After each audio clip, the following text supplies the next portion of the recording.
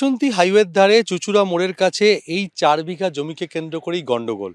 মুসা মোল্লা একসময় এই জমিতেই কাজ করত এবং এখানে ধান চাষ হতো। আমরা রয়েছি ঠিক মুসা মোল্লার বাড়ির পেছনে, যে 4 বিঘা জমি যেখানে এখন ভেড়ি করেছে মুসা মোল্লা। আর এই ভেড়ি তৈরি করাকে কেন্দ্র করে গন্ডগোল। আইজুল গাজী, অর্থাৎ এই আইজুল গাজীর এই জমিতেই মুসা মোল্লা কাজ করতে এক সময়। 8 বছর আগে এখানে ধান চাষ হতো। সেই ধান চাষ করা জমি জোর করে দখল করে নেয় অভিযোগ মুসা মোল্লা, এবং এখানে নোনা জল ঢুকিয়ে ভেড়ি তৈরি করে। আর এই ভেড়ি তৈরি করাকে কেন্দ্র করেই প্রতিবাদ করেন আইজুল গাজী, আদালতের দ্বারস্থ হয়। আদালতের পক্ষ থেকে এই জমিতে 144 ধারা জারি করা হয়, কিন্তু অভিযোগ মুসা মোল্লা এই 144 ধারাও মানছিলেন না। আর সেই কারণে এখানে তিনি জোর করে ভেড়ি করছিলেন। তার ফলে আদালতের যে নির্দেশ ছিল 144 ধারা অমান্য করা, এবং তার ফলে আদালত অবমাননা করছিল মুসা মোল্লা।